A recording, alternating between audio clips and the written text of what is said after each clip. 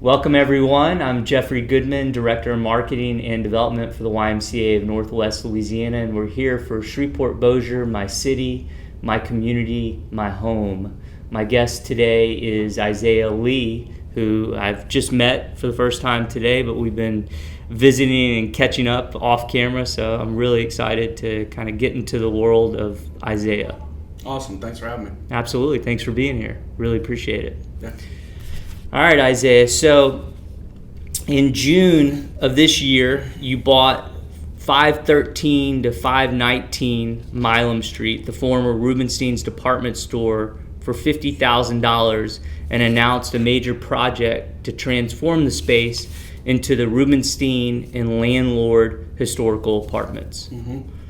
Tell me what we will eventually find a couple of years from now when we enter these buildings. Okay, so our dream is this. That particular block that it sits on, right across from the courthouse, is essentially our town square to our city. And it's a shame that there's so many abandoned buildings around that area. So where best place to start and really put your biggest investment is right on the town square. So many people have invested outside of our city and out on the city limits, and we want to bring it back and put it right there. So we want to incorporate all the historical things that are in there, some really unique features that we're going to keep and be able to preserve. We're also going to make it feel extremely modern at the same time. We plan on putting coffee shops, hair salons, maybe an ice cream parlor type, like soda jerk type thing. There'll be a conference room that can house about 75 people for small venues like weddings or concerts or those types of things. There'll be a small amount of office space because, let's be honest, they don't work in our downtown right now. But the most of it is going to be livable, rentable space. The smallest place will be 380 square feet, like in a little efficiency type apartment with a Murphy bed. And the larger ones will be 1,200 square feet. Awesome. It's going to be amazing. Yeah, we believe so as well. Yeah. Well, I'm excited. You're clearly, from doing my research on you, you're clearly a glass half full person. 12 years ago, you returned to live here, I believe it was 12 years ago, and said, these are your words, instead of bashing Shreveport, I saw some great opportunities and I put my skills to work here.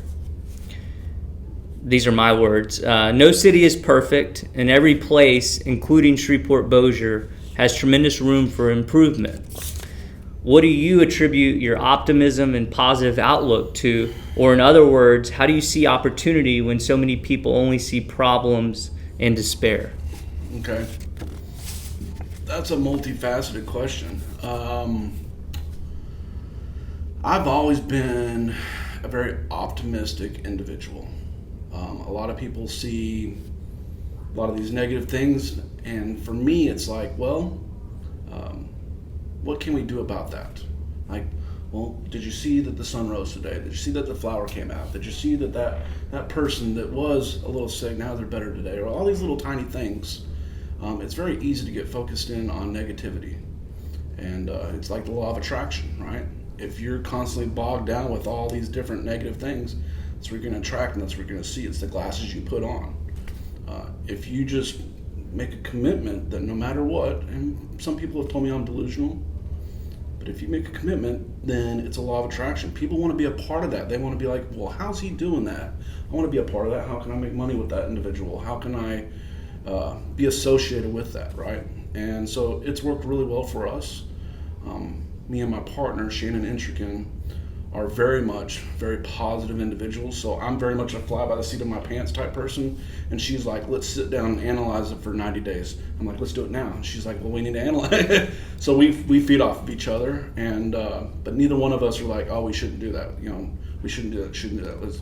Let's figure out 10 different ways that it can work, as opposed to focus on the 100 different ways it can go wrong. Love it. What was the other part? What was the last part of your question? Yeah. So it was, what do you attribute your optimism and positive outlook to? Or in other words, how do you see opportunity when so many people only see problems and despair? Okay, so that was one of the things when I was younger, when I was 18 years old, I started traveling and working construction. I grew up in a construction field here. My father fired me, right? And I went and worked in New York, Chicago, Philadelphia, Rhode Island, a lot of the East Coast, and did these really large, massive projects. And I was there, I didn't realize the amount of knowledge I was learning, and I started getting put in foreman positions and at a very young individual as well. And I came back, and after seeing all these cities, all their historical districts were so beautiful, right? People took pride in them, and people took, they understood the opportunities that were there. So I've just learned that, the uglier something is, and the more nobody else wants to touch it, the cheaper I can get it. If there's not a lot of people clamoring, it's not the new iPhone 14, so I don't got to pay that high price, right? I'm looking at these houses that nobody else wants to buy, and typically individuals are willing to sell them to me for what I want. Some people get mad, but typically we're able to work out a deal. And like I just did one on 601 Wilkinson. It's almost a 4,000 square foot house. I tried to buy that house for 4 years before the owner finally said yes. I ended up picking up for $35,000. But the roof started to cave in and all these different things started to happen to it. But it took a substantial amount of money to fix it, right? But you just have to see the opportunities where nobody else sees the opportunities and be willing to say, you know what, no matter what happens, I'm just going to paddle a little bit faster than whatever's coming against me. And you mentioned this a little bit. You're the founder and co-owner of Leeson. Is that how you pronounce it? Yeah, Leeson Real Estate Investment Firm. Leeson Real Estate Investment Firm. Talk to me about your company and some of the projects you have been and are currently involved with.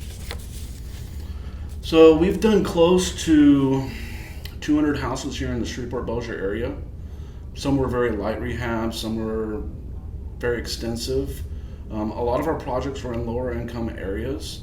These are houses and neighborhoods that most people have given up on. And the reason, to be honest, the reason I started there is because I was able to start buying these houses for $5,000 to $15,000. And we're typically able to rewire them, put new plumbing in them, put the roofs on them, sheetrock paint, get them all up and ready, and then put tenants into them to start renting them and creating cash flow in neighborhoods that necessarily people weren't paying the taxes to the city. They were getting blighted, crime was taking over on it. Now we're putting tenants that are happy. One of the things that I learned was, we're very community-oriented individuals, or whatever culture you grow up in. So in these lower-income areas, the people that grew up in them, just because they become a great tradesman, start making some money, or become a nurse, they don't want to necessarily move out of their community. Their grandma still lives there, their cousins, and they just want to live in the nicest house on the block. And so we started renting to those individuals that wanted to be proud of where they live, but not move out of their community. We also started doing a lot of rent-to-owns, allowing people to purchase a house that necessarily wouldn't be able to use the traditional banking method.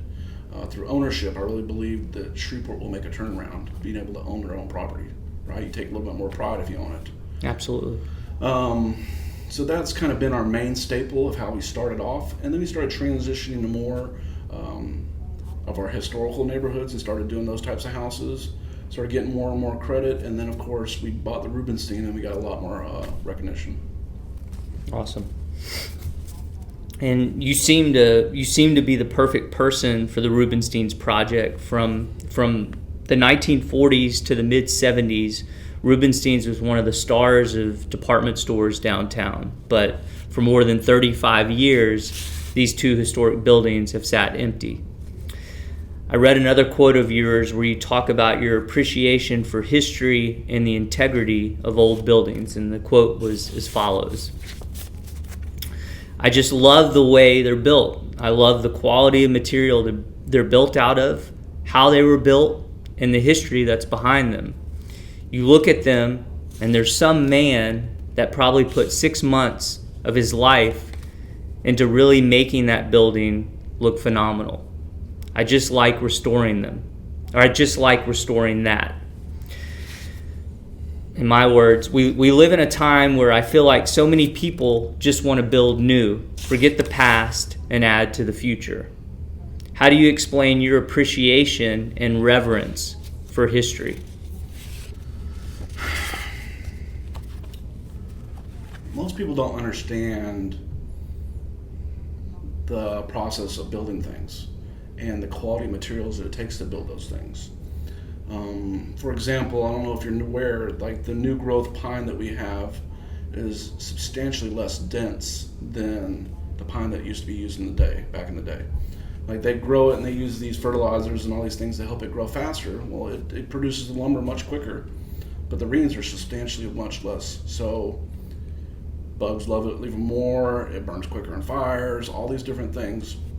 Also, these older buildings were built out of true 2x4s and true 2x6s. If you measure a 2x4 now, you're 2/8 shorter. Like everything's smaller. It's then you look at just the quality and the craftsmanship of how people were able to build stuff. It really, really amazes me. Like there's individuals that call themselves tradesmen, and they're decent, but they definitely didn't grow up underneath a journeyman, right? They might have worked with somebody at one point in time, taught them a few things, they watched some YouTube videos, they go get their contractor's license, they study for the tests, and now they're just willing to do the manual labor that nobody else wants to do. But in my mind, they're not true tradesmen. Like, I grew up laying brick. My father was a bricklayer. By the time I was 10 years old, I was pushing a wheelbarrow. I was on the job site constantly. I remember wanting to learn to lay brick, and my father was a bit of an ass.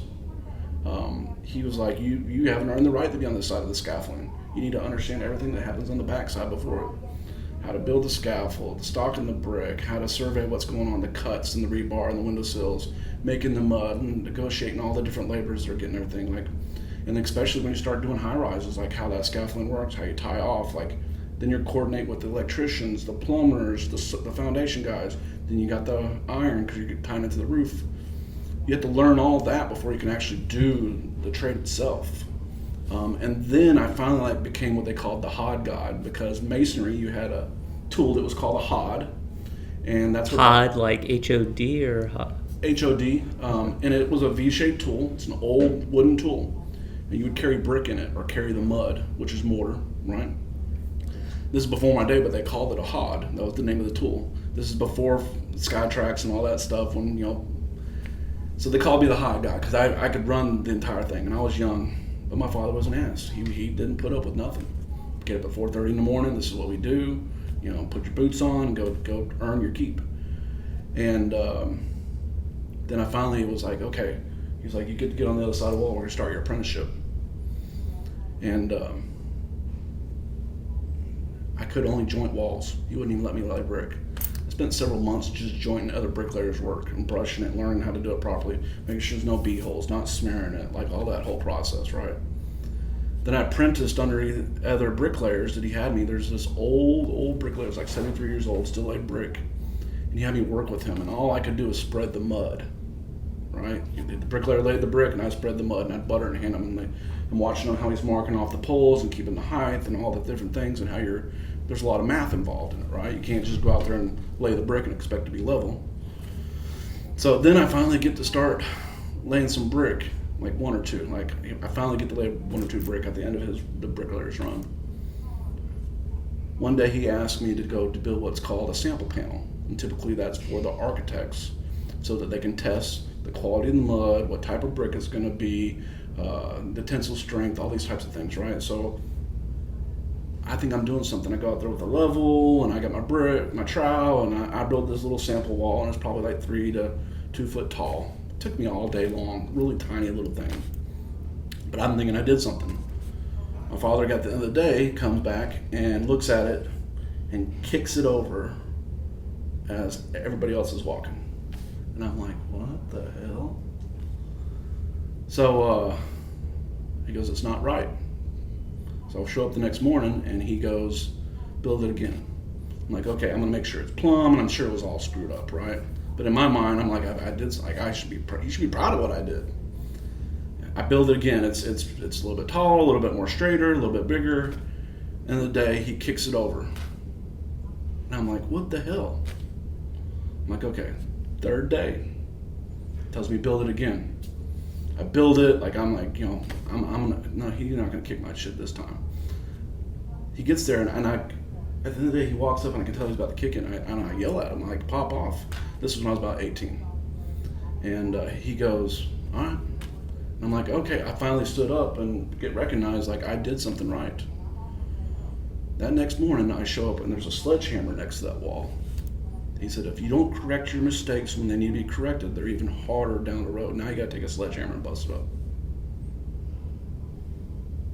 That's what my apprenticeship was like. You learn how to do it the right way. Then you can learn how to do all these little different techniques that help you speed it up. But you learn how to do it the right way first.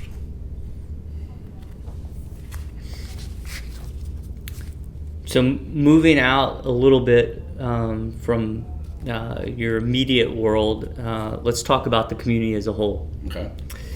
As you look around this community, my first question is, what concerns you the most?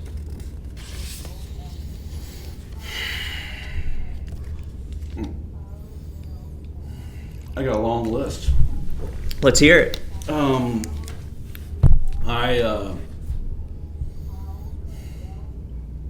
interest rates concern me. I know that's not a community issue, but it definitely affects us here. Inflation concerns me with the price of. I've got contractors that we use that want to charge anywhere between $165 to $200 an hour, electricians and plumbers, HVAC included in that category. And I understand the numbers as well, because you've got the overhead, you've got the trucks on the ground, you got the tools, you got the insurances, you got the other insurances, you got the tax. It's all these different things that everything has climbed. Everything has increased, and it continues to increase. Some materials have gone down in prices.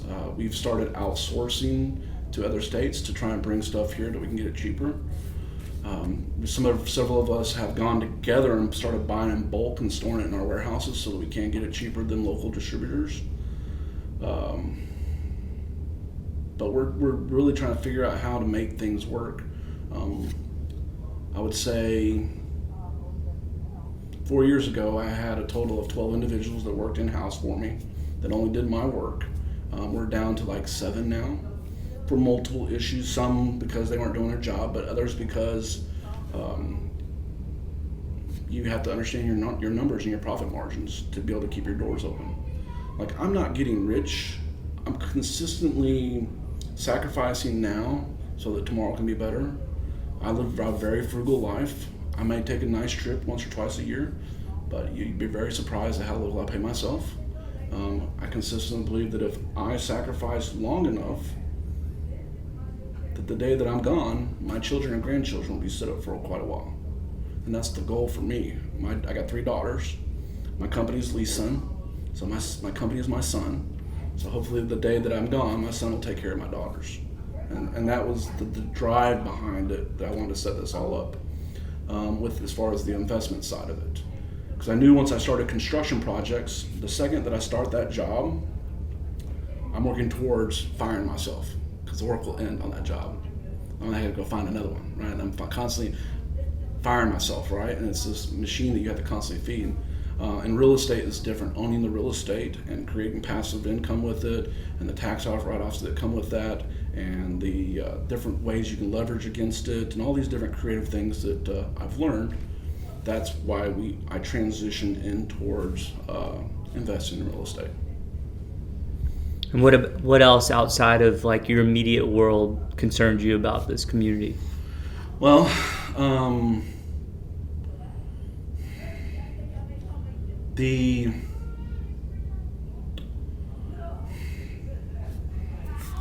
so a lot of my private investors. So I tell everybody I'm not a rich man. I've made my job to find out who is, and we've got a lot of local individuals that invest with us. And we got a lot of out-of-state investors that can't necessarily get the returns that we provide in their cities that they live in, so they invest here in the city. So I'm kind of proud about bringing outside money here to invest in our city. And then also, I really prefer to work with local investors, because once the money leaves, because the project does get sold or the returns get paid out, then it will stay in our city as well here. I've got some that are still willing to invest right now, but there's a lot of them that are very scared. And they're like, Isaiah, I just am not confident in the economy. He goes, I love you and I love your system and structures. I'm not confident in the economy. He goes, if I was to do this project, I'd be betting on the jockey and not on the horse. He goes, I don't believe in the horse right now. The jockey, though, I believe in, which was me. So we convinced the investor in doing this big deal. It was a big 8-plex that we just completed.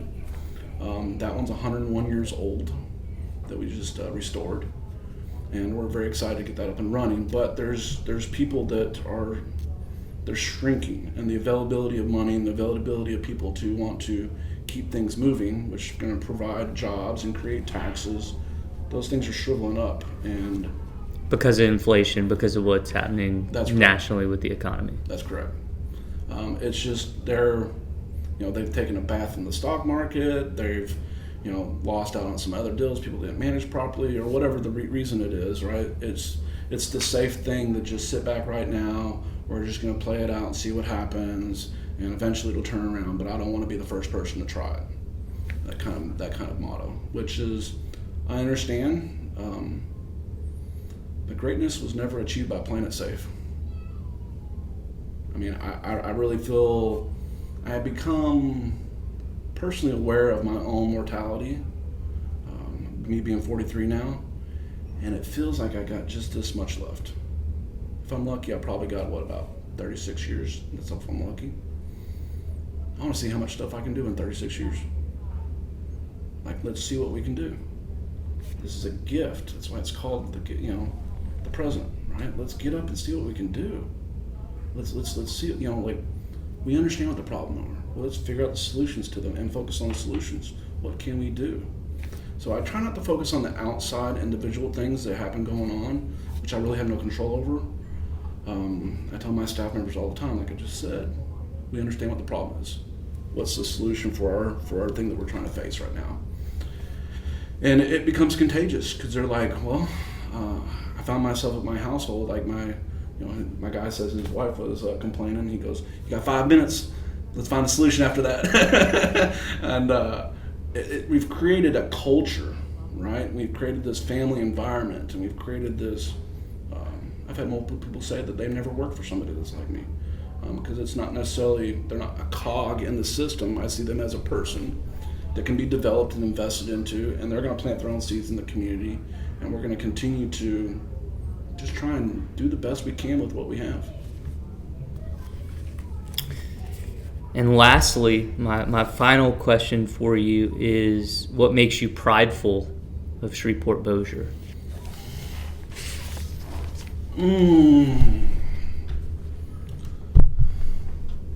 That's a weird word for me, pride. I guess I would be honored to be a part of Shreveport for certain reasons. Pride sets me up for failure, the way I look at it. I'm honored to be a part of Shreveport because of the diverse cultures that are here. I'm honored to be a part of a group of people that do want to do something better, as opposed to some that just want to move, or some that just want to complain about the situation. There are some, we're a foodie town. Chain restaurants don't do very well here at all. But I guarantee we got 102 mom and pop Mexican restaurants that do really well here, right? And we support those types of ventures. It was very unfortunate what was the El Compadre, when the individual got shot over there. Boy, our community came together and supported it, and their business is thriving, right? And I'm proud of that. I'm proud that I can still walk outside and know my neighbors' names, right? And talk to them, and they play with their dogs, or hey man, did you see that guy down there, or whatever? Like, we know who lives here. What it's not an overcrowded environment that I have worked in before. I can get anywhere I want in 15 minutes. It's still small town living, but with the amenities of a large city. We've got our Whole Foods. You can go see the concerts. You can go, all these different things you would want to do. They're at our fingertips without the large city expenses or headaches. I think Shreveport's done really well at that. It's almost like they unintentionally kept it the best secret there is. Because I've I've worked in smaller towns, and I'm like, whoa, what do I do here? The internet sucks, right? I've worked in really large cities, and it's like, man, like, if you don't plan 2 hours ahead of time, you're going to get stuck in that traffic for 2 hours. I remember Philadelphia had every car had a dent on the front and back of the bumper. Every car, and they were just like love bumps that everybody's used. Like, you get stuck in this bumper-to-bumper traffic, and everybody eventually bumps somebody, and instead of getting it fixed, they just kind of leave it. It's like the crack on your iPhone. It's like a status symbol. You know, you just kind of leave it on there. But I really am honored to be a part of Shreveport. Like, I'm grateful that I've given each day to be here and do what I got to do my part. Right? I don't believe I'm owed anything. I don't think that anybody like that I was taught, like I said, my father when I was young. It's my job to get up and go after what it is I want to get, and do it in a honorable way, right? Which takes a little bit longer than being a tyrant, but I'll get there. Well, I appreciate you being here. Thank you. And I'm proud of what you're doing, and was really inspired reading your story and learning more about you. So keep it up. Thank you, man. Absolutely. Thank you.